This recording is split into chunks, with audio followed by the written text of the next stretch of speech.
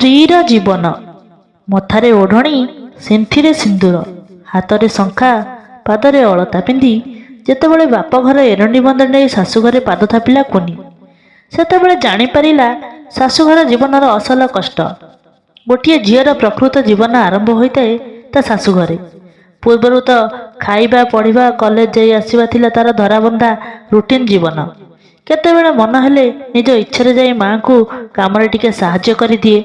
ସେତିକିରେ ମଧ୍ୟ ବାପାଙ୍କ ଆକଟ କାମରେ ମନ ଦେଇନି, ପଢ଼ାରେ ଧ୍ୟାନ ଦିଏ। ଭାରି ଭଲ ପାଠ ପଢ଼ୁଥିଲା ସେ ଛୋଟବେଳୁ। ବିନା ଟ୍ୟୁସନରେ ବି ସବୁବେଳେ ପ୍ରଥମ ହୁଏ କ୍ଲାସରେ। ଦିନେ ଭଲ ପ୍ରସ୍ତାବ ଆସିଲା କୁନି ପାଇଁ। ଭଲ ପ୍ରସ୍ତାବ ଦେଖି ମନା କରିପାରିଲେନି ବାପା ତାର। କୁନି ତଳକୁ ପୁଣି ଆଉ ଦୁଇଟା ଝିଅ। ବଡ଼ ଝିଅର ବାହାଘର ଜଲ୍ଦି ସରିଲେ ତ ପୁଣି ଅନ୍ୟମାନଙ୍କ କଥା ଚିନ୍ତା କରିବେ। ବର ଘର କହିଛନ୍ତି ଝିଅ ବାହାଘର ପରେ ବି ଆମ ଘରେ କୁନି ଝିଅ ପରି ରହି ପଢ଼ା ଆଗକୁ ନେଇପାରିବ। ବାହାଘର କାମଟିକୁ କୁନିକୁ ମନେଇବା ସାରିଥିଲେ ବାପା। କୁନି ମଧ୍ୟ ଆଗକୁ ପାଠପଢ଼ା ରହିବାର ଖୁସିରେ ବାହାଘର ବେଦିରେ ବସିଗଲା। ମନରେ ତାର ତିଳେ ମଧ୍ୟ ଦୁଃଖ ନଥାଏ। ଗ୍ରାଜୁଏସନ୍ ସରିବା ପରେ ହିଁ ବାହାଘର ହେଇଯାଏ ତାର। ଶ୍ୱଶୁର ବି କହି ରଖିଥାନ୍ତି, ଘରେ ତ କିଏ ନାହିଁ, ମାଟିଏ ପୁଅଟିଏ। ସେ ତ ସବୁବେଳେ ତାଙ୍କ କର୍ମକ୍ଷେତ୍ରରେ ବାହାରେ। ରୋଷେଇ କାମ ଘଣ୍ଟାଏ ଭିତରେ ସାରିଦେଲେ ଆଉ ବାକି ସମୟ ତକ କ'ଣ କରିବ? କଲେଜ ଯାଇ ଆସି ଆରାମରେ ପାଠ ପଢ଼ିପାରିବ, କିଛି ଅସୁବିଧା ହେବ ନାହିଁ। ମନ ବହୁତ ଖୁସି ଥାଏ କୁନିର ପାଠପଢ଼ା ବନ୍ଦ ହେବନି ଭାବି।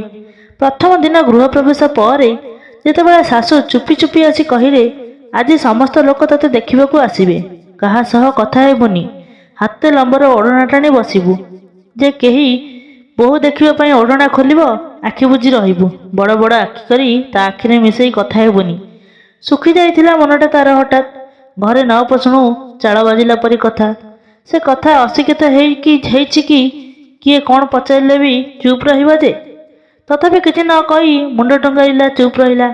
ଏ କଥାରେ ତାକୁ ଜଣା ପଡ଼ୁଥିଲା ଆଗତ ଭବିଷ୍ୟତର ପଢ଼ା ଜୀବନ କିପରି ସଙ୍କଟାପୂର୍ଣ୍ଣ ଅବସ୍ଥାରେ ଅଛି। ଆଉ ତ କିଛି ଉପାୟ ନଥିଲା। କେହି ମଧ୍ୟ ସେଠାରେ ନାହାନ୍ତି ତା ଗୁହାରି ଶୁଣିବାକୁ। ଘରୁ ଯେଉଁମାନେ ଆସିଥିଲେ ସେମାନେ ବି ଚାଲିଗଲେଣି। ସେ ଯେ ବର୍ତ୍ତମାନ ପଞ୍ଜୁରୀ ଭିତରେ ସାରି, ସେ କଥା ବୁଝିବାକୁ ଆଉ ବାକି ନଥିଲା। ବାହାଘରର ସପ୍ତମଙ୍ଗଳା ଦିନ ତାର ରେଜଲ୍ଟ ପ୍ରକାଶିତ ହେଲା। ବାପା ତାର ଫୋନ୍ ଦ୍ୱାରା ଯେତେବେଳେ ଜଣାଇଲେ କୁନି ପୁରା ୟୁନିଭର୍ସିଟିରେ 6th ଟପର ହେଇଛି, ଖୁସିରେ ବହେ ନାଚିଗଲା ସେ। First class honours with distinction. ଗୋଡ଼ ତାର ତଳେ ଲାଗୁନଥାଏ। କିନ୍ତୁ ତାର ଏତେ ବଡ଼ ସଫଳତାରେ ପରିବାରର ଆଉ କାହା ମୁହଁରେ ଆଶାନ ରୂପକ ଖୁସି ଦେଖି ପାରିଲା ନାହିଁ ସେ। ପତିଦେବ ମିଠା ଗୋଟିଏ ମୁହଁରେ ଗୁଞ୍ଜି ଦେଇ କହିଲେ, ଭଲ ହେଲା, ପୋଷ୍ଟ ଗ୍ରାଜୁଏସନରେ ଜଏନ୍ କରିଦେବା। ବାସ୍ ସେତିକି। ଶାଶୁ ମାମୁଁ ଶ୍ୱଶୁରଙ୍କ ଆଗରେ ଶୁଣେଇ ଶୁଣେଇ କହିଥିଲେ, ହଁ ଏବେ ପଢ଼ିବି ହେଉଛି, ଦେଖିବୁ ଦିନ କେତେଟା ଗଲା ପରେ ବଳେ ପଢ଼ାରୁ ଓହରି ଯିବ। ଆଗକୁ ଦେଖେ କ'ଣ ହେଉଛି।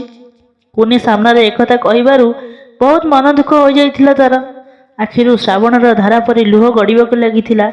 ପଣତ କାନିରେ ଲୁହ ପୋଛି ଲୁହ ଆଖିରେ ମାରି ଘର କାମରେ ମନ ଦେଇଥିଲା ଯେ। ବିଶ୍ୱାସ ଥିଲା ପତିଦେବ ଓ ଶ୍ୱଶୁରଙ୍କ ଉପରେ ସେମାନେ ଆଗରୁ ପଢ଼ିବାର ନିର୍ଭର ପ୍ରତିଶ୍ରୁତି ଦେଇଥିଲେ ତାକୁ।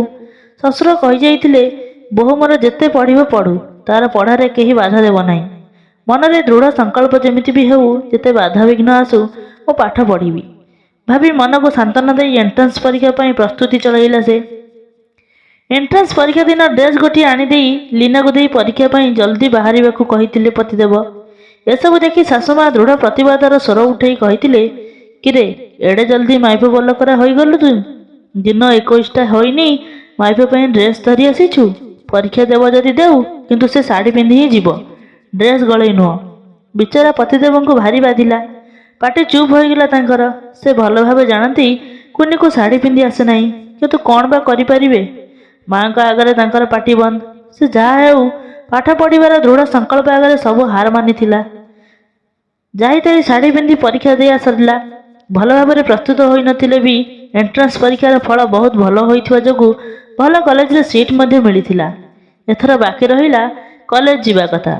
ଆଉ ତ ବାପଘର ହୋଇନି ଯେ ସକାଳୁ ହେଉଛି ଶାଶୁଘର, ଘରର ସବୁ କାମ କୁଣିଆ ଚର୍ଚ୍ଚା ସବୁ ସାରି କଲେଜ ଯିବାକୁ ପଡ଼ିବ। ସବୁଠାରୁ ବଡ଼ ସମସ୍ୟା ଥିଲା ଶାଢ଼ୀ ପିନ୍ଧିବା।